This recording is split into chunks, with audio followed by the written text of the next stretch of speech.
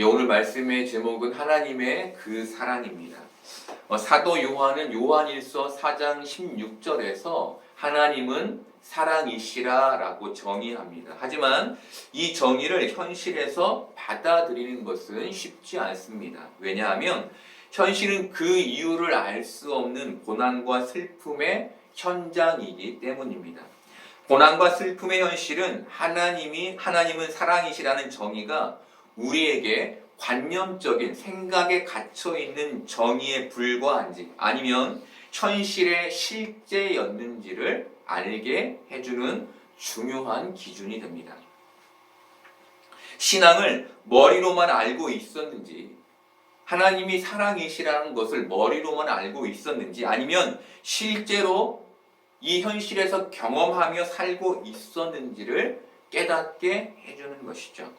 히브리서 기자는 그가 경험했던 하나님의 살아계심을 히브리서 4장 12절에서 이렇게 말합니다. 하나님의 말씀은 살아있고 활력이 있어 좌우의 날선 어떤 검보다 예리하여 홍과 영과 및 관절과 골수를 찔러 쪼개기까지 하며 또 마음의 생각과 뜻을 판단하나니. 하나님의 살아계심이 그의 말씀을 통해 자신의 삶을 이끌었다는 것입니다. 중요한 것은 이 말씀이 닿아 있는 자리입니다. 히브리서 4장 12절의 앞절인 히브리서 4장 9절부터 11절까지를 보겠습니다. 그런즉 안식할 때가 하나님의 백성에게 남아있도다. 이미 그의 안식에 들어간 자는 하나님이 자기의 일을 쉬심과 같이 그도 자기의 일을 쉬느니라. 그러므로 우리가 저 안식에 들어가기를 힘쓸지니 이는 누구든지 저 순종하지 아니하는 본에 빠지지 않게 하려 함이라. 히브리서 기자는 믿음의 끝을 하늘 안식과 연결합니다. 믿음을 하늘 안식에 들어가기 위해 하나님의 말씀에 순종하는 삶이라고 정의합니다. 믿음이 단지 이 땅에서 무엇인가를 기도해 얻어내는 것이 아니라 내가 하나님의 말씀을 거역하며 살지 않기 위한 방법이며 그 끝은 하늘에 닿아 있다고 얘기하는 것이죠. 이것은 우리가 생각하는 믿음의 생각을 바꿔 놓습니다. 많은 사람들은 믿음으로 이 땅에서 하나님의 축복을 누리려 합니다. 그것을 믿음의 방법, 믿음의 혜택이라고 생각합니다. 믿음으로 이 세상에서 좀 더 행복한 삶을 누리는 게 신앙의 목적인 것이죠. 하지만 성경의 기자는 믿음이 하늘의 안식에 닿는 것이라고 말해줍니다. 여러분, 이것이 성경이 말해주는 믿음입니다. 부탁드리는 것은 이 말씀을 근거로 하여 우리의 믿음의 목적을 바꾸시는 것입니다. 믿음으로 이 땅에서 내가 원하는 것을 쟁취하려 하지 않고 믿음으로 말씀에 순종하여 하늘 안식에 당도하려는 믿음으로 여러분의 생각과 마음을 바꾸시라는 것입니다. 변화시키시라는 것입니다. 계속 거기에 붙잡혀 살지 말고 하늘을 소망하는 자가 되시라는 것입니다. 대부분의 기독교인들은 앞서 말씀드린 것처럼 하늘 안식을 신앙 목표로 삼지 않습니다. 이들은 하나님의 축복을 현실의 가장 중심에 둔 후 믿음으로 이것을 가지려 합니다. 그러다 보니 현실에 문제가 생겼을 때 그 안에서 하나님의 사랑을 발견하지 못합니다. 왜입니까? 자기가 원하는 믿음의 결과가 아니기 때문이죠. 저는 심장이 좋지 않다는 진단과 콩팥이 좋지 않다는 진단을 받았을 때 제 머릿속을 가득 채웠던 질문은 왜 접니까? 였고 의문은 왜? 였습니다. 왜? 이 질문이 제 머리 안에서 떠나질 않는 거예요. 그리고 그 후로 가장 인정하기 어려웠던 것이 하나님은 사랑이시라는 정의였습니다. 하나님의 사랑이, 하나님이 말씀하신 사랑이 이런 겁니까? 제 인생을 망가뜨리시는 게 하나님이 말씀하시는 사랑입니까? 라는 목소리가 제 안에서 끊임없이 일어났습니다. 그리고 2017년에 저는 투석을 시작하게 됐습니다. 이것은 제가 믿음으로 기대한 결과가 아니었습니다. 그리고 저를 위해 기도해 주던 그 모든 사람들이 기대한 결과가 아니었습니다. 아마 이 자리에 계신 모든 여러분들 역시 이 믿음의 결과는 기대하지 않을 것입니다. 안 되고 응답되지 않고 힘들어지는 이 믿음의 결과는 누구도 기대하고 싶지 않은 결과이죠. 그렇다면 우리는 이 땅에서 어떤 믿음을 가져야 할까요? 우리는 우리의 믿음을 십자가 사랑으로 가져가야 합니다. 믿음은 고난과 슬픔을 건너뛰게 하는 방법이 아닙니다. 믿음은 현실의 문제에도 불구하고 흔들림 없이 하나님의 사랑을 붙잡는 것입니다. 아멘. 흔들림 없는 하나님의 사랑. 나의 환경이 무너지고 나의 마음이 절망 가운데 있어도 나를 사랑하시는 하나님의 사랑은 흔들림이 없다는 것.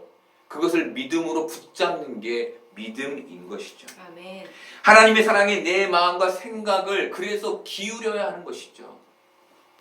믿음은 어떠한 문제에도 내 마음이 흔들리지 않는 것. 아멘. 하나님을 향한 그 믿음이 흔들리지 않는 것을 말하는 것입니다. 결코 실수가 없으신 그분께, 결코 흠이 없으신 그분께, 결코 오류가 없으신 그분께 내 삶의 문제를 맡기고 내 마음을 나를 사랑하신 그 십자가의 사랑에 묶어내는 것.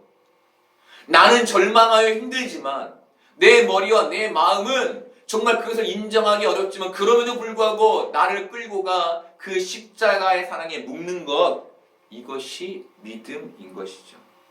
이 믿음만이 우리의 마음을 하늘 안식에 닿게 하는 것입니다.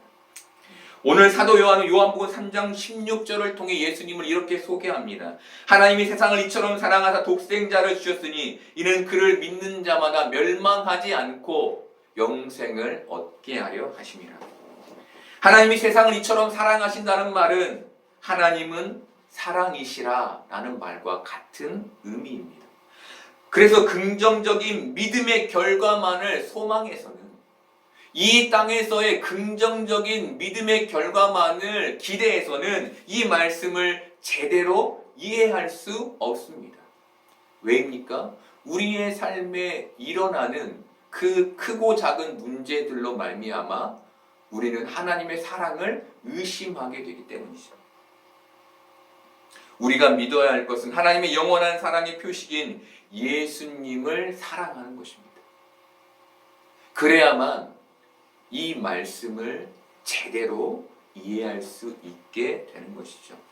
말씀에서 이처럼이라는 말은 이스라엘 백성들이 광야에서 불뱀에 물려 죽게 되었을 때 모세가 장대에 놋뱀을 달며 그것을 보면 살리라 라고 말한 것처럼 십자가에 달리신 예수 그리스도를 바라볼 때 죽지 않고 멸망하지 않고 생명을 얻을 수 있음을 말씀하신 것이었습니다. 이 말씀은 죽음뿐만 아니라 정신과 육신 모두가 고갈과 황폐라는 죽음으로 내몰리는 이 세상의 모든 사람들까지 포함하는 말씀입니다. 죽음과 고난과 슬픔에서 벗어나게 하시는 이가, 그 안에서 구원하시는 이가 오직 십자가의 예수 그리스도뿐이라는 것이죠. 바로 이 내용은 17절에서 이렇게 말합니다. 하나님이 그 아들을 세상에 보내신 것은 세상을 심판하려 하심이 아니요 그로 말미암아 세상이 구원을 받게 하려 하심이라.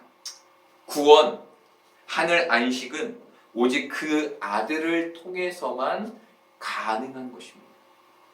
누가복음 17장에서 바리새인들은 예수님께 하나님 나라가 어느 때에 임하겠습니까? 라고 물었습니다. 이 질문의 의도는 긍정적인 믿음의 결과에 있었습니다.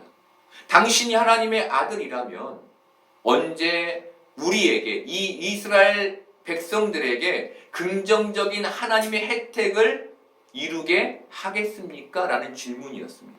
이 예수님은 하나님의 나라는 볼 수 있게 임하는 게 아니요 또 여기 있다 저기 있다고도 못하리니 하나님의 나라는 너희 안에 있느니라 라고 말씀하셨습니다. 그런 가시적인 변화와 혜택에 하나님의 나라가 있지 않다는 것이었습니다. 너희가 기대하는 그 가시적이고 기적적인 그 변화에 그 혜택에 하나님 나라가 없다는 것이죠. 그러니 하나님 나라가 여기 있다 저기 있다라고 하지 말라는 것이었습니다. 대신 하나님 나라는 너희 안에 있다고 말씀하셨습니다. 인간은 하나님께 외적인 혜택을 기대합니다. 그리고 그 기대를 기도로 표현합니다. 또한 인간은 자신의 신앙이 현실에서 긍정적인 결과를 만들어내기를 기대합니다. 그래서 열심히 신앙생활을 합니다. 하지만 예수님은 인간이 간구하며 얻기를 바라는 그 긍정적인 혜택에서 하나님 나라를 찾아서는 안 된다. 찾지 말라라고 말씀하십니다. 짐 캐리 주연의 브루스 올마이티라는 영화에서 브루스는 일주일간 신의 직무를 대신하게 됩니다. 신의 직무를 대신하게 된 브루스의 주된 업무는 인간의 기도에 yes 아니면 no로 응답하는 것이었습니다. 그런데 이 일이 벅찼던 브루스는 모든 인간의 기도 제목에 yes를 눌러버립니다. 그리고 그와 동시에 일어난 일은 세상에 혼란과 파괴가 일어나는 것이었습니다. 그 이유는 인간들이 기도했던 그 모든 기도가 그들에게 혜택으로 이루어졌기 때문이었습니다. 기도에 긍정적인 응답이 있습니다. 하나님께서 우리가 기도할 때 긍정적인 응답을 주십니다. 왜 주실까요? 하나님의 살아계심을 경험시켜 주시기 위해서입니다. 하지만 우리는 이것만이 하나님의 사랑인 것처럼 여겨서는 안 됩니다. 더 큰 하나님의 사랑이 있는 것이죠. 그것이 무엇입니까? 예수님께서 우리의 죄를 대신 지고 십자가에 달려 죽으신 사랑입니다. 하나님께서 우리에게 긍정적인 기도의 응답으로 하나님의 살아계심을 경험시켜주는 이유는 우리의 믿음을 십자가 사랑으로 인도하시기 위함이지 우리의 삶을 이 땅에서 혜택 가운데 있게 하시기 위함이 아닌 겁니다. 이 고된 현실에서, 이 고된 현장에서 믿음을 잃지 않고 하늘 안식의 지점까지 이르게 하기 위해 우리에게 기도의 응답을 해 주신다는 겁니다. 만약 우리의 믿음이 하나님이 주시는 외적인 기적과 혜택에만 놓인다면 그 기적과 혜택이 사라져버리는 순간 우리는 하나님 나라를 잃게 될 것입니다. 우리의 믿음이 하나님이 주는 기적과 혜택에만 있어서는 안 되는 이유가 바로 이것인 것이죠. 그래서 예수님께서 하나님 나라를 이 현실에서 찾지 말고 여기 있다 저기 있다 하지 말고 너희 안에서 찾으라 라고 말씀하신 것입니다. 다르게 얘기하면 하나님의 사랑을 외적인 증거로 찾지 말고 내적인 증거로 가져라 라는 말씀을 하신 것이죠. 주위를 둘러보며 기적적인 일이 일어났다는 것을 찾아다니며 또한 내 삶에 기적적인 일들이 일어나기를 바라며 살지 말고 그 시간에 너의 마음에 하나님의 사랑을 확신하며 그 마음에 하나님의 사랑을 가지라는 것입니다. 우리의 믿음이 하나님께서 홀로 이루신 십자가의 사랑에 있어야 하는 것이죠. 그래야만 하나님 사랑의 확신 안에서 우리의 믿음이 하나님 나라에 닿게 되는 겁니다. 여러분 죽음이 두렵지 않습니까? 왜 두려울까요? 우리의 믿음이 하나님 나라에 닿아 있지 않기 때문인 것이죠. 우리가 이 땅에서 하나님의 사랑을 충분히 경험하며 살고 있지 못하기 때문이죠. 다르게 말하면 우리가 하나님 사랑을 확신하고 있지 못하기 때문에 죽음이 두려운 것입니다. 예수님은 누가복음 17장 27절부터 35절까지 해서 세상의 멸망에 대해 이렇게 말씀해 주셨습니다. 노아가 방주에 들어가던 날까지 사람들이 먹고 마시고 장가들고 시집가더니 홍수가 나서 그들을 다 멸망시켰으며 또 롯의 때와 같으리니 사람들이 먹고 마시고 사고 팔고 심고 집을 짓더니 롯이 소돔에서 나가던 날에 하늘로부터 불과 유황이 비오듯 하여 그들을 멸망시켰느니라. 인자가 나타나는 날에도 이러하리라. 그날에 만일 사람이 지붕 위에 있고 그의 세간이 그 집 안에 있으면 그것을 가지러 내려가지 말 것이요 밭에 있는 자도 그와 같이 뒤로 돌이키지 말 것이니라. 롯의 철을 기억하라. 무릇 자기 목숨을 보전하고자 하는 자는 잃을 것이요 잃는 자는 살리리라. 내가 너희에게 이르노니 그 밤에 둘이 한 자리에 누워 있음에 하나는 데려감을 얻고 하나는 버려둠을 당할 것이요 두 여자가 함께 맷돌을 갈고 있음에 하나는 데려감을 얻고 하나는 버려둠을 당할 것이니라. 예수님은 이 말씀에서 땅을 소망하는 사람과 하늘을 소망하는 사람을 비교하십니다. 땅을 소망하는 사람들은 멸망이 다가와도 그 멸망을 준비하지 않습니다. 왜냐하면 이들의 관심이 오직 땅의 일에만, 땅의 혜택에만 있기 때문입니다. 이들의 관심은 여느 때와 같이 먹고 마시고 장가들고 시집가고 사고 팔고 심고 집을 짓는 일, 세상의 풍요와 세상의 행복에만 놓여 있습니다. 이어서 예수님은 인자가 나타나는 날에 그 세간을 가지러 집으로 내려가지 말고 밭에 있는 자는 뒤를 돌이키지 말며 멸망하는 소돔 땅을 뒤돌아본 그 롯의 아내처럼 되지 말라고 말씀하셨습니다. 세상에 미련을 갖지 말라는 것입니다. 이것은 자기 생명을 땅의 것으로 보전하려는 삶에 대한 경고였습니다. 이것은 예수님이 특별히 그의 백성들에게 들려주시는 삶의 메시지였습니다. 이 말씀이 지금 이 말씀을 듣고 있는 우리에게 전해지는 특별한 예수님의 메시지라는 겁니다. 너희들 이 땅을 살고 있지. 그리고 이 땅의 것을 소중히 여기고 있지. 하지만 아니야. 그것이 아니라 하늘을 소망해야 해. 라는 말씀을 우리의 귀에, 생명을 가진 우리의 안에 들려주시는 것이죠. 예수님은 여기에서 말씀을 끝내지 않으시고 이어서 무릇 자기 목숨을 보전하고자 하는 자는 잃을 것이요 잃는 자는 살리라 라고 말씀하십니다. 이것은 땅의 것으로 목숨을 보전하여 살고자 하는 자는 죽고 땅의 것을 취하지 않고 하늘에서 살고자 하는 자는 살게 될 것이라는 의미였습니다. 요즘 시대는 믿음을 가진 사람과 믿음을 갖지 않은 사람을 구분하기 어려운 시대입니다. 왜냐하면 믿음을 가진 사람이나 믿음을 갖지 않은 사람이나 모두 땅의 혜택만을 소망하기 때문입니다. 예전에는 믿음을 가진 사람들은 하나님 나라, 하늘 안식, 천국을 소망했습니다. 이것이 믿음을 가진 사람과 믿음을 갖지 않은 사람을 구분하는 가장 큰 기준이었습니다. 하지만 지금은 그런 구분이 없어져 버린 것이죠. 모두가 다 이 땅의 혜택만을 소망합니다. 그것만을 위해 신앙생활하고 그것만을 위해 살아가는 것이죠. 하지만 우리는 외적인 하나님 나라를 세워내려 해서는 안 됩니다. 돈을 많이 벌어서 나의 안식을 만들려 해서는 안 됩니다. 친구를 많이 가져서 성을 쌓아서 그렇게 성을 만들어서 나를 그 안에 두고 나의 생명을 보존하려 해서는 안 된다는 것입니다. 그렇게 이 땅이 전부인 것처럼 살아서는 안 된다는 것입니다. 우리는 내적인 하나님 나라를 세워가야 하는 그리스도인이기 때문입니다.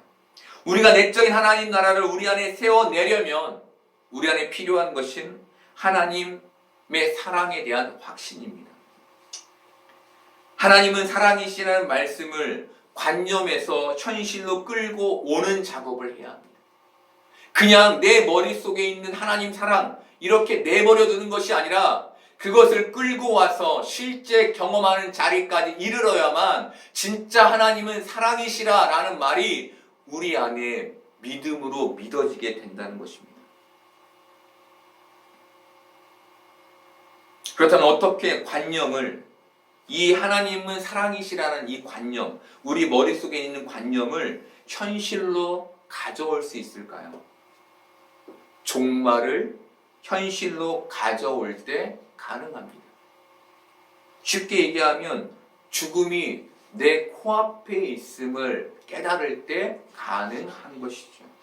어렸을 때 봤던 휴가라는 영화에서 제가 봤던 충격적인 장면은 함께 길을 가던 중 옆 사람이 사라져버리거나 함께 장을 보는 중 장을 보던 남편이 사라져버리는 것이었습니다. 이것은 앞서 본 누가복음 17장 34절과 35절을 연출한 것이었습니다. 이 말씀은 그리스도의 재림 때에 벌어질 일들을 말씀해 주신 예수님의 말씀이었습니다. 하지만 우리는 이 땅에서도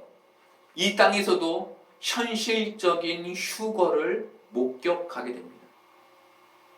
밤에 둘이 한 자리에 누워 있는데 하나는 데려감을 얻고 하나는 버려둠을 당한다는 말씀은 부부가 함께 잠을 자던 중 한 사람이 세상을 떠나게 되는 것을 상상하게 합니다. 또한 맷돌을 돌리는 두 여자 중 하나는 데려감을 얻고 하나는 버려둠을 당한다는 말씀은 일터에서 재난을 당해 세상을 떠나게 되는 것을 상상하게 합니다. 이 말씀이 비단 종말의 때만이 아닌 현실을 담고 있는 것이죠. 나의 죽음이 나의 코끝에 있음을 알 때에만, 그것을 늘 기억하며 살 때에만 하나님의 사랑을 붙잡을 수 있는 겁니다. 다르게 말하면 죽음을 생각해야만 하나님의 사랑을 붙잡을 수 있는 것이죠. 인간은 죽음에 대한 두려움을 갖고 있기 때문에 내 죽음이 나에게 닥칠 것에 대한 위험을 느낄 때에만 하나님의 사랑을 붙잡을 수 있는 연약한 존재인 겁니다. 그러니 우리는 이 땅에서 내 코끝에 죽음이 있음을 인식하며 하나님의 사랑을 붙잡고 나아가야 하는 것이고, 그래야만 우리가 이 땅에서 하나님의 그 영원한 사랑을 깨닫고 경험할 수 있게 되는 겁니다. 이때 비로소 이 현실에서 실제로 하나님의 사랑이 무엇인지를 알게 되는 것이죠. 여러분, 우리의 삶의 두려움이 하나님의 사랑을 붙잡게 합니다. 그런데 우리가 늘 두려울까요? 아니죠. 하나님의 사랑을 붙잡고 나면 우리의 영이 하늘에 닿게 되면 그때부터 우리는 이 땅에서 참 평강을 누리게 되는 것입니다. 하나님께서 우리에게 따뜻하게 우리를 감싸 안으시고 우리의 삶을 그렇게 인도해 가시는 것을 이 현실의 슬픔과 고난에 무관하게 경험하며 누리며 살게 되는 것이죠. 여기에서 우리가 주목해야 할 것은 예수님께서 데려감을 입은 자들을 축복의 사람이라고 말씀하신다는 것입니다. 이것은 땅의 사람들의 이해와는 전혀 다른 이해입니다. 그리스도인은 이 땅이 아니라 하늘 안식을 소망하며 사는 사람들이며, 우리에게 죽음은 불행이 아니라 안식에 들어가는 축복인 것입니다. 이렇듯 우리의 믿음을 하늘 안식에 닿게 하기 위해서는 하나님의 사랑을 이 땅에서 경험하는 경험을 이어가는 그 이어감이 필요한데, 그것은 십자가의 사랑에 나를 묶어내는 것으로만 가능한 것입니다. 하나님께서 분명하고 명백하게 증거해 내신 그 십자가의 사랑, 그 사실에 나를 묶어낼 때에만 그 사랑을 이 땅에서 경험할 수 있고 그 사랑을 이어갈 수 있는 겁니다. 어떠한 환경과 어떠한 상황이 닥쳐도 그것이 끊어지지 않고 이어질 수 있는 방법은 그 방법밖에 없는 것이죠. 그래서 예수님께서 21절에서 진리를 따르는 자는 빛으로 오나니라고 말씀하신 것입니다. 진리를 따르는 자, 진리를 아는 자는 더더욱 사랑이신 예수 그리스도께로 나아가는 것. 나를 조금 더 예수 그리스도와 가까이 두고 그분께 나를 묶어내는 것. 그 삶을 살게 된다는 것이죠. 요한복음 3장 17, 18절에서 요한은 하나님께서 예수님을 이 세상에 보내신 이유와 그를 믿는 자의 결말, 그리고 믿지 않는 자의 결말을 말씀해 주십니다. 말씀 보겠습니다. 하나님이 그 아들을 세상에 보내신 것은 세상을 심판하려 하심이 아니요 그로 말미암아 세상이 구원을 받게 하려 하심이라. 그를 믿는 자는 심판을 받지 아니하는 것이요 믿지 아니하는 자는 하나님의 독생자의 이름을 믿지 아니함으로 벌써 심판을 받은 것이니라. 세상이 구원을 받게 하려 하심이라는 말은 모든 인간들을 사랑하시는 하나님의 넓으신 사랑을 의미합니다. 이 사랑이 시간과 공간을 뚫고 모든 사람에게 비춰지고 있다는 것입니다. 그것이 끊임없이, 그것이 항상 인간을 비추고 있다는 것이죠. 그래서 그를 믿는 자는 심판에서 제외되지만 그렇지 않은 자, 하나님의 사랑이 비춰지고 있음에도 하나님의 사랑을 받아들이지 않은 자는 이미 심판을 받은 것과 같다고 하시는 것입니다. 이미 빛이 있는데 그 빛을 받아들이지 않았기 때문에 그는 심판받은 자인 것이죠. 사도 요한이 19절에서 심판을 받은 그들의 행위가 악하며 그들이 빛보다 어두움을 더 사랑했다고 말합니다. 이들의 행위가 악하다는 것은 그들이 빛보다 어두움을 더 사랑했다는 것입니다. 여러분, 악하다는 것이 그들이 정말 악했나라고 생각하면 안 됩니다. 여러분, 예수님을 믿지 않는 사람 중에는 우리보다 더 선하고 더 도덕적이고 더 윤리적인 사람들이 많습니다. 이들의 행위가 악하다는 것은 그들이 빛보다 어둠을 더 사랑했다는 말인 것입니다. 빛은 단순히 어두움의 반대말이 아닙니다. 빛은 예수 그리스도를 가리킵니다. 이들이 예수님보다 세상의 풍요를, 세상의 안전을 더 사랑했다는 것이죠. 20절에서 악을 행하는 자마다 빛을 미워하여 빛으로 오지 않았다라는 것은 이들이 예수 그리스도를 미워하여 예수 그리스도께로 오지 않았다는 것입니다. 미워했다는 것은 만나기를 원하지 않았다, 불편했다는 의미입니다. 이들이 자신의 삶을 예수님께 접붙여서 불편하고 싶지 않았다는 것이죠. 다르게 얘기하면 자신이 자신 인생의 주인이 되어 내 마음대로 살고 싶어 했다는 것입니다. 여러분, 이렇듯 예수님은 자신을 주인과 생명으로 받아들이지 않는 사람들, 거부한 사람들을 심판받은 자들이라고 말씀하십니다. 이들이 바로 누가복음 17장의 노아의 때와 소돔의 때의 그 심판받은 사람들과 같은 사람들인 것이죠. 세상에는 예수 그리스도의 빛을 거부한 수많은 사람들이 있습니다. 우리 주위에도 많죠. 하지만 그중 우리는 그 빛을 수용한 사람들입니다. 바울은 이 믿음을 하나님이 주신 선물이라고 말해줍니다. 하나님의 특별한 사랑으로 인해, 특별한 개입하심으로 인해, 특별한 섭리로 인해 우리가 우리의 마음에 빛이신 예수 그리스도를 받아들일 수 있었다는 것이죠. 다르게 말하면 여러분, 하나님이 여러분을 특별히 사랑하신다는 것입니다. 지금 이 자리에 앉아있는 것만으로 하나님의 사랑이 여러분에게 충만히 증명되고 있다는 것입니다. 우리가 안심할 수 있는 것은 우리를 향한 하나님의 사랑이 흔들리지 않고 견고하다는 것입니다. 우리의 행위와 관계없이 하나님의 사랑이 늘 그렇게 충만히 우리의 삶에 임하고 있다는 것입니다. 여러분, 사고 팔고 시집가고 장가가고 집을 짓는 일들은 세상뿐만이 아니라 우리 믿음을 가진 사람들도 하는 일입니다. 하지만 그 중심에는 큰 차이가 있죠. 그것은 그럼에도 우리는 빛이신 예수 그리스도께로 나아가고 있다는 겁니다. 그들은 여전히 빛을 거부하고 있지만 이 땅에서 사고 팔고 나의 목숨을 위해, 나의 생명을 위해 일하고 있지만 그럼에도 우리는 매주 그렇게 하나님께 조금씩, 예수 그리스도께 조금씩 나아가고 있다는 것입니다. 21절 보겠습니다. 진리를 따르는 자는 빛으로 오나니 이는 그 행위가 하나님 안에서 행한 것임을 나타내려 함이라 하시니라. 진리를 따른다는 것은 진리를 안다라는 말입니다.